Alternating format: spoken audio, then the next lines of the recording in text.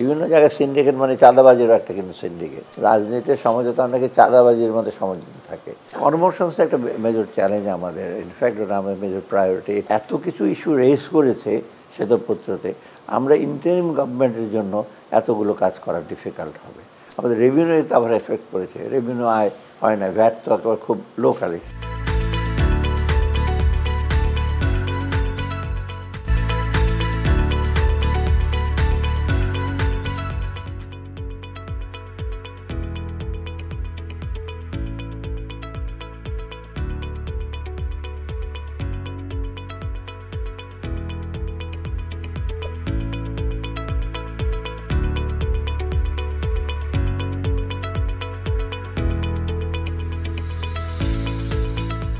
প্রথমত শ্বেতপত্র সেদিন আমি ছিলাম, সামারি করেছে, শ্বেতপত্রটা আমাকে দিয়েছে কপি। শ্বেতপত্রটা যেটা হলো সেটা ওরা যেটা করেছে মেনলি পোস্টমর্টেমের মতো, কী প্রসেস হলো, কিভাবে হলো, তাও একটা মোটা দাগে করেছে।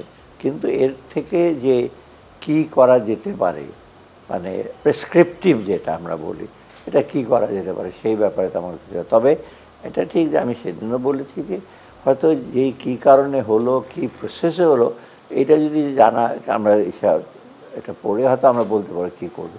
তবে ওটা এত কিছু ইস্যু রেজ করেছে শ্বেতপত্রতে, আমরা ইন্টারিম গভর্নমেন্টের জন্য এতগুলো কাজ করা ডিফিকাল্ট হবে। তবে এটা হয়তো ভবিষ্যতে কেউ করবে, কিন্তু ভবিষ্যতে রাজনৈতিক সরকার তারা যেভাবে বলেছে এই যেসব আইডেন্টিফাই ওইভাবে যে করবে এটা না হতে পারে। অতএব আমি মনে করি আমরা যেটা আমরা আর্থিক মন্ত্রণালয় থেকে আমরা যেটা দেখব, যেটা যেসব সেক্টরে খুব সেন্সিটিভ এবং ইভেন্ট শ্বেতপত্র করার আগেও কিন্তু আমরা যেটা নিজেরা আইডেন্টিফাই করি যেসব অ্যাকশন নিয়েছি সেটাই বেশি পার্সু করব। হয়তো তাদের শ্বেতপত্রকে এডিশনাল কিছু কিছু ক্লু দিতে পারে করাপশনের নিয়ে, তারপরে এই যে পারচেজ নিয়ে, তাই না, এনবিআরের ট্যাক্স নিয়ে, ওটা তো খুব বেশি বলে না, পুঁজিবাজারে কিছু বলেছে সেটা বেশি না, ব্যাঙ্কিং সেক্টর নিয়ে অনেক বলেছে, ব্যাঙ্কিং সেক্টরে কীভাবে কেলেঙ্কারি হলো, এবং ট্রেড রিলেটেড সেক্টর নিয়ে কথা বলেছে, সরকারি কর্মচারীদের যে কী রোল, পলিটিশিয়ানদের রোল তো বলেছি। আর একটা জিনিস ওরা পয়েন্ট আউট করেছে, সেটা সবসময় সবাই আমি অনেক দিন বলেছি, একটা হলো যে 15 বছরে বিশেষ করে 12-13 থেকে ওদের শুরু হয়েছে কি, যারা ব্যবসায়ী, বড় ব্যবসায়ী, সে ব্যাংকার, সে টেলিভিশনের মালিক, সে নিউজ পেপারের মালিক, তার মানে সব একাকার হয়ে গেছে। এখানে অনেক অন্য যে পেশার লোকজন আসবে, লেভেল প্লেয়িং ফিল্ড, সেটা সম্ভব হয় না। এই যে বড় ব্যবসায়ী, সে একটা পত্রিকা, টেলিভিশন, তার মানে কিন্তু ওই চেক অ্যান্ড ব্যালেন্স বলে কিছু ছিল না। সে যদি কিছু ভুল করে ব্যবসায়, ওই পত্রিকায় লিখবে না। সে যদি কিছু চায় লোকজনকে প্রোপাগান্ডা করতে, সে টেলিভিশনে প্রচার করবে, তার সম্পর্কে সাজিয়ে সাজিয়ে টক শো করবে। অতএব এইগুলো কিছুটা নূতন একেবারে কিছু নাগুলো, তাই আমরা এগুলো জানি, কিন্তু এইগুলো কিন্তু ইসে করা, রেমেডি করা এত সহজ না। এই যে টেলিভিশনগুলো কতগুলো কোম্পানি আইনে হয়েছে, ওগুলো চট করে জোর করে নিয়ে নেওয়া হলে, এই সরকার তো এটা করতে পারে। নিউজ পেপারগুলো যেমন আমরা বেক্সিমকো নিয়ে প্রবলেম হচ্ছে না, বেক্সিমকো আমরা নেব, রিসিভার নিয়োগ করছি, কিন্তু অনেক জটিলতা আছে, ওদের শেয়ার, ওদের বোর্ড কীভাবে রিকনস্টিটিউট করবো বললেই তো হয়ে যাবে না। কারণ এটা যদি আমরা করিও, কিছুদিন পরে ওরা পরবর্তী তারা কোর্টে যাবে, ওটা আর সব নালিফাই হয়ে যেতে পারে, তাই না? অর্থাৎ এই ব্যাপারে আমি মনে করি শ্বেতপত্রটা আমাদেরকে এসে দিয়েছে কিছু কিছু পয়েন্ট আউট করে। তবে শ্বেতপত্রে কিছু কিছু যারা খুব সুইপিং রিমার্ক করেছে, তারা খুব একেবারে এরা সব করছে বেশি, ওরা করে নাই। তো এই ধরনের হলে হয় কি, তোমার একটা পার্টিকুলার খুব এভিডেন্স হয়তো কিছুটা আছে, কিন্তু এভিডেন্সগুলো কোথায় কালেক্ট করেছে, কীভাবে কালেক্ট করেছে, সেগুলো কিন্তু আমাদের দেখতে হবে। ইনফ্যাক্ট আমার যেটা মনে হয়, কতগুলো তথ্য ওরা দিয়েছে ব্যাংকের, এগুলো আমাদের একটু যাচাই করতে হবে। কারণ ওটা যদি পাবলিশ হয়ে যায়, আর আমরা যদি একটা তথ্য দিয়ে বলে যে আমরা ভুল, ওরা ভালো, বা ওরা ভুল, এসে এর মধ্যে একটা কনফ্লিক্ট হবে আর কি। তো আমার মনে হয় না ওরা কিন্তু বেশিরভাগ বাংলাদেশ ব্যাংকের তথ্য নিয়েছে বা অর্থ মন্ত্রণালয়ের তথ্য নিয়েছে। কারাপশনটা অবশ্য ওরা বিভিন্ন রকম মতামত দিয়েছে, কিন্তু টাকার অঙ্ক কি, সেটা কীভাবে সে করলো, টাকা যে পাচার হলো কোন বেসিসে, কীভাবে জানলো, কারণ এগুলো ডিটেল তো বাংলাদেশ ব্যাংকও বলতে পারবে না, কেউ এটি কারাপশন তো বলতে পারবেই না।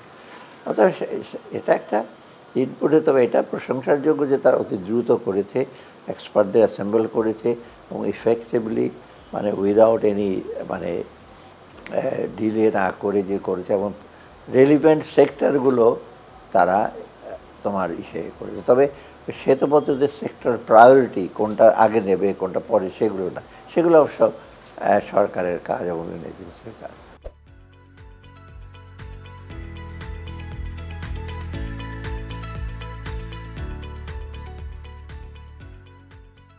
যে বাজেটটা দিয়েছে সেই বাজেটটা তো মোটামুটি ওরা হয়তো একেবারে কতগুলো প্রায়োরিটি যেটা করেছে একেবারে খুব জায়গায় বিচ্যুত, তবে অ্যালোকেশনের ব্যাপার আছে, তবে সেগুলো তোমার ডেফিসিটটার ব্যাপার বা এডভান্স ডেভেলপমেন্ট প্রোগ্রামের যে ব্যাপারগুলো আছে সেগুলোতে কিছুটা প্রশ্ন আছে। যে জন্য আমরা যেটা করছি, আমরা ওখানে বাজেটটাকে একেবারে পুরোপুরি উল্টে পাল্টে নাকি আমরা বাজেট ফিগারগুলোতে রিভাইজ হবে। যেমন আমরা অনেক কৃচ্ছ সাধন করছি, গাড়ি কিনছে না, লোকজন বাইরে যাচ্ছে না, অনেক ব্লক গ্র্যান্ট আমরা বন্ধ করেছি, এগুলোতে কিছু সেভিং হচ্ছে। অন দ্য আদার হ্যান্ড আমাদের রেভিনিউতে আবার এফেক্ট করেছে, রেভিনিউ আয় হয় না, ভ্যাট তো একেবারে খুব লো কালেকশন, আবার ওদিকে আয়করটা আবার বেড়েছে, লোকজন দিচ্ছে।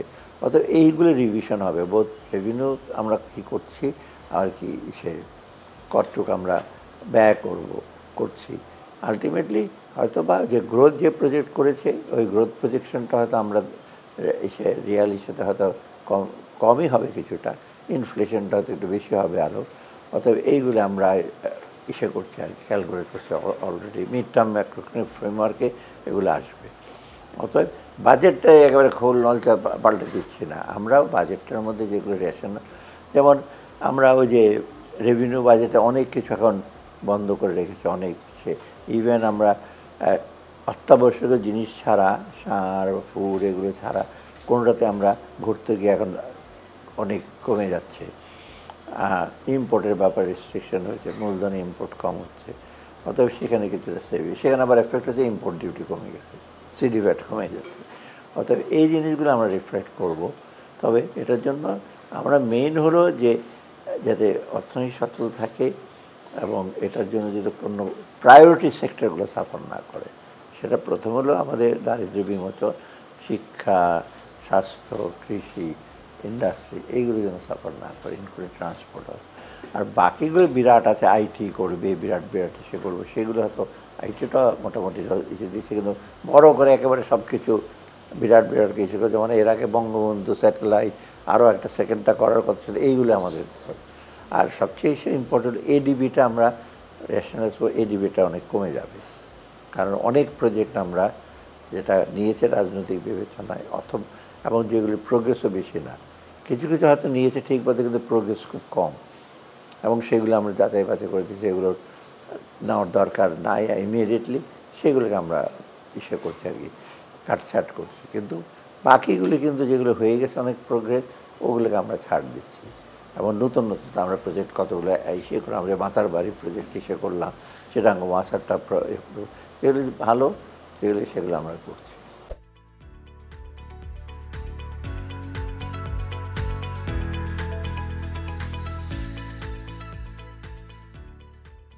সমস্যাগুলো আছে, ইনফ্লেশনটা এখনও কিন্তু, ইনফ্যাক্ট এই মাসে ইনফ্লেশনটা একটু বেড়ে গেছে। এটার মূল কারণ কিন্তু যেটা হচ্ছে সাপ্লাই চেনটা কিন্তু এখনও রিস্টোর করা যায়নি। ডিমান্ড ম্যানেজমেন্টে করে কিছু করে, কারণ হয়তো ফ্লোটা কমেছে, হয়তো খরচ কমেছে, কিন্তু ওদিকে সাপ্লাইটা কিন্তু যে খুব একটা কম তা না, এগ্রিকালচার সাপ্লাই কিন্তু একেবারে কম না। আমরা আবার বিভিন্ন ডিউটি কমিয়ে ইম্পোর্ট করছি, আবার ইম্পোর্টটাও আসছে, কিন্তু বাজারে যে একেবারে বাজারে অ্যাটলিস্ট দেশের জিনিসপত্র পণ্য আছে, কিন্তু সেগুলো বাজারে আসতে নানা রকম মধ্যস্বত্বভোগী আছে, নানা রকম ইন্টারেস্টগুলো, এইগুলোকে ভাঙা যায় না এখনও। আর মধ্যস্বত্বভোগের মধ্যে এগুলো সবাই তো খারাপ না, কারো কারো দরকার আছে যে প্রকিউর করে, যেটা বাজার থেকে ট্রাকে উঠায়, সে নিয়ে আসে ঢাকাতে, আবার আনলোড করে, ওইসব মধ্যস্বত্বভোগী তো বাদ দিলে তো জিনিসপত্র প্রোডাক্ট আসবে না। কিন্তু কিছু কিছু মধ্যস্বত্ব যারা আমি যাতে করে এক্সটর্শনিস্ট, চাঁদাবাজি, কিচ্ছু না করেই ওরা জাস্ট টাকা, হয়তো বগুড়া ট্রাক মালিক সমিতি বলে হঠাৎ করে ওখানে টাকা নিল, আরেকটু যমুনার সামনে আসার পর আরও টাকা নিল, বা তারপরে এখানে মিরপুরের সামনে গাড়িটা যখন থামবে আবার টাকা, তার তো কোনো সার্ভিস নাই, কিছুই দেয় না, আচ্ছা চট করে একটা স্লিপ দেবে পাড়া। অতএব এইগুলিকে কমানো দরকার, কিন্তু সেগুলো কমানো যাচ্ছে না, এখনও হয় নাই, কারণ এটার জন্য খুব, আর এটা তো ব্যাপকভাবে এসে। আর এই যে সিন্ডিকেটটা, তো সিন্ডিকেট তো একটা বড় বড় সিন্ডিকেট করো, ওইটা আর বিভিন্ন জায়গায় সিন্ডিকেট মানে চাঁদাবাজিরও একটা কিন্তু সিন্ডিকেট। এবং আমি সবসময় বলি যে রাজনীতির সমঝোতা অনেকে চাঁদাবাজির মধ্যে সমঝোতা থাকে, সে ওই এটা ভাগ করে করে বিভিন্ন পার্টিরও থাকবে, লোকাল মাস্তারও থাকবে, ওরা ভাগাভাগি করে এত টাকা পাবো, তুই এত টাকা পাবো। তো এটা না ভাঙাতে যে ইনফ্লেশনটা আবার এই সে হয়েছে। তো হোপফুলি আমরা রিসেন্টলি তো সার, চাল, আজকে যেমন মসুরের ডাল, চাল, আতপ, বাসমতি সিদ্ধ চাল আমরা ইম্পোর্ট করার জন্য বলেছি। তারপরে দিকে তোমার সয়াবিনটার জন্য আমরা ডিউটি হিসেবে বলছি। আমরা হোপফুলি আবার কিছুদিন আগে খেজুর টেজুর আসার জন্য বলছি। তবে রোজার আগে, রোজার সময় আমার মনে হয় জিনিসটা সহনীয় হবে।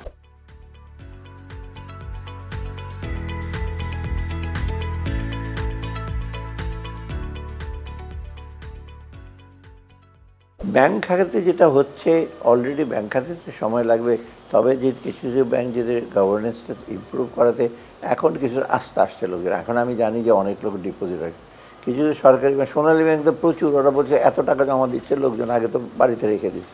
অতএব ডেফিনেটলি প্রাইভেট ব্যাংকে ওখানে আসছে, কিছু কিছু প্রাইভেট ব্যাংকে ডিপোজিট, ওদের কনফিডেন্স আসছে। আর ইসলামী ব্যাংকটা কিন্তু মোটামুটি কিন্তু দাঁড়িয়েছে।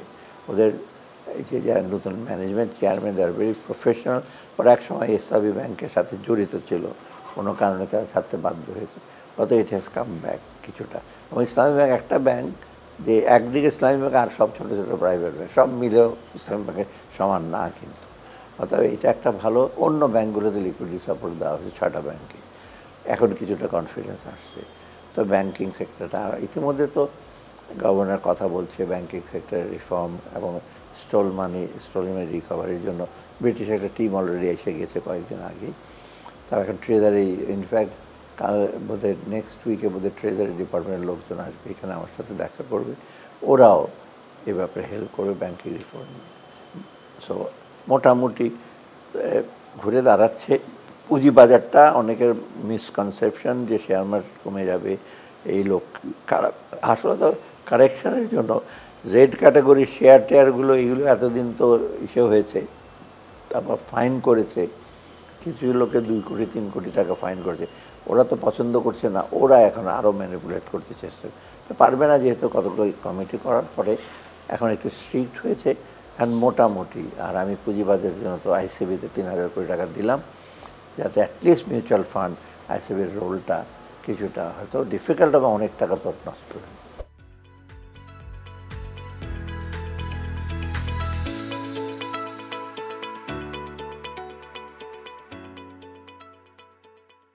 না, এটা তো বেশ, আমি বলি IMF টিম তো আসছে পরশু দিন, ওরা তো কথা বলছে। এটা হলো $4.7 বিলিয়ন যে সেকেন্ড ট্রান্সটা, থার্ড ট্রান্স, ওরা 1.2 এটা নিয়ে আলাপ করবে। আর বাকিরও মার্চে আবার বাকিরও, আর আমরা অলরেডি ওদেরকে $3 বিলিয়ন বলেছি, ওটা নিয়ে ওরা মার্চের দিকে কথা বলবে। অতএব থেমে না, তবে ওদের কতগুলো কারণে মেন ওরা ইনফ্লেশনটা নিয়ে একটু সে, আর রাজস্ব আয়টা, ট্যাক্স ডিস্ট্রিবিউশন, এই দুইটা হলো মেজর। আর ব্যাংকিং সেক্টর, আমরা ব্যাংকিং সেক্টরে ইস্যু করছি রাজস্ব আয়টা যদি বাড়াতে পারি, ব্যয়টা যদি কমাতে পারি, হয়তো একটু বেটার হবে। আর ওয়ার্ল্ড ব্যাংক তো অলরেডি বিভিন্ন প্রজেক্ট যেগুলো কমিট করেছে ওগুলো অলরেডি ইস্যু করছে। এডিবি ইনফ্যাক্ট এই বর্ষের মধ্যে আমি $400 থেকে $500 বিলিয়ন ওরা অলরেডি কমিট করেছে, কমিটমেন্ট ওদের অ্যাপ্রুভাল হয়ে গেছে। ওপেক ফান্ড $100 মিলিয়ন দেবে, এই তো ওরা অলরেডি চিঠি লিখেছে ওদের প্রেসিডেন্ট, এই বর্ষের মধ্যে $100 মিলিয়ন আমি পেয়ে যাব। অতএব কমিটমেন্ট অনুযায়ী আসছে, ফ্লো হচ্ছে কিছু, মানে $100 মিলিয়ন এই ডিসেম্বরে আমরা $500 থেকে $600 মিলিয়ন পাবো। জানুয়ারিতে গিয়ে ওই IMF-এরটা $1.1 বিলিয়ন পেয়ে যায়। তো এদের মধ্যে অতএব, আর এই ফান্ডগুলো কিন্তু ওই জুনের মধ্যে, কারণ ফান্ডগুলো তো প্রজেক্ট রিলেটেড বেশি, এটা প্রজেক্ট ওয়াইজ আসবে। $6 বিলিয়ন আমরা বলতেছি এই প্রজেক্ট রিলেটেড, এটা তো একটা প্রজেক্ট 4-5 বছর লাগবে। অতএব আমরা যদি এই বছর 2 থেকে 3 billion pi, that is good enough.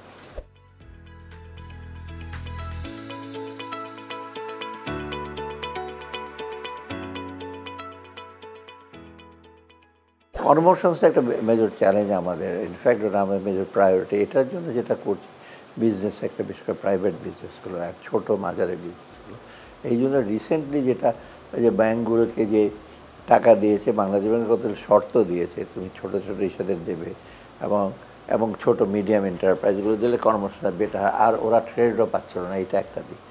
আর আমরা চেষ্টা করছি এখন যে সেলফ এমপ্লয়মেন্টের জন্য যে ব্যাংকরা কিছু টাকা পাঠাতে, এই জন্য অবশ্য আরেকটু বেশি কাজ করতে হবে। প্রথম হলো তোমার এই কর্মসংস্থানের জন্য বাংলাদেশ ব্যাংকের স্পেশাল কোনো রিফাইন্যান্সিং যদি না করে, ব্যাংক থেকে 14% দিয়ে কর্মসংস্থান বা ইভেন সেলফ এমপ্লয়মেন্ট ওরা পারবে না। দ্বিতীয়ত স্কিল ডেভেলপমেন্ট করার পরে কর্মসংস্থানের ব্যাপারে কত মালয়েশিয়াতে কত একটা ডিবাকাল হয়েছে, কারাপশনের জন্য আমাদের এরা চলে আসতে বাধ্য হয়েছে।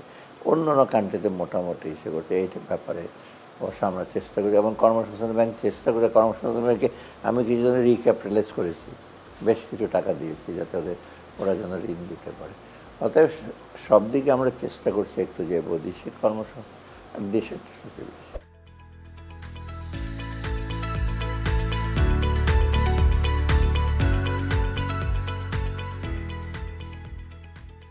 না, একটা জিনিস শুধু খেলাপি ঋণটা স্ট্রিক্ট করতে হবে, কারণ রিল্যাক্স করেছে এটাকে আমরা ইন্টারন্যাশনাল সাথে নিয়ে আসছি। 90 ডেজের বেশি কোথাও পৃথিবীর নাই।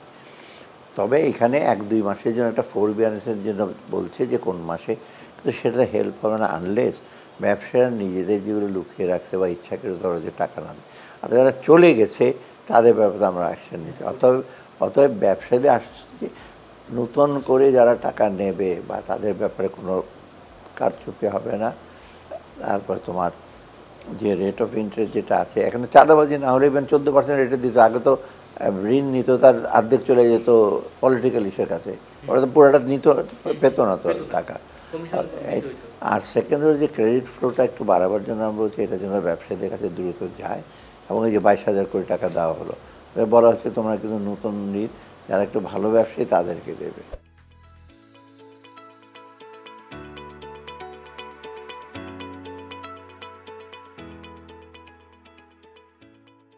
সেইটা একটু সময় লাগবে। এটা হলো কি আগের কত ঋণ হয়েছে এবং অ্যাসেট কোয়ালিটির কোনটা কত, আমরা হরে ধরে বলে ফেলছি তো 30%। তার মধ্যে কিছু আছে কিছু আছে 90 ডেজ, কিছু 5 বছর খেলাপি, কিছুটা আছে এর মধ্যে হয়তো কিছুটা বেরিয়ে আসবে 30%-এর মধ্যে। ওরা এটা অ্যাসেট কোয়ালিটি আমরা বলি, অ্যাসেট কোয়ালিটি ডিটারমিন করে ওটার উপরে জোর দেবে, কিছু হয়তো টাকা চলে আসবে। আর একেবারে যেগুলি খারাপ সেগুলির ব্যাপারে ডিসিশন নিতে হবে যে ব্যাঙ্কগুলো যদি না পারে তখন ব্যাঙ্কগুলোর ব্যাপারে তখন কিছুটা আইদা বাংলাদেশ ব্যাংকে কিছু করতে হবে, অথবা সরকারকে কিছুটা একটা ফিসক্যাল বার্ডেন পড়বে আমাদের উপরে। সেটা অবশ্য IMF রাজি হবে না, যে কারণ যেহেতু তোমরা এত 1,000 কোটি 50,000 কোটি বা 1 লক্ষ কোটি টাকা দিয়ে দাও।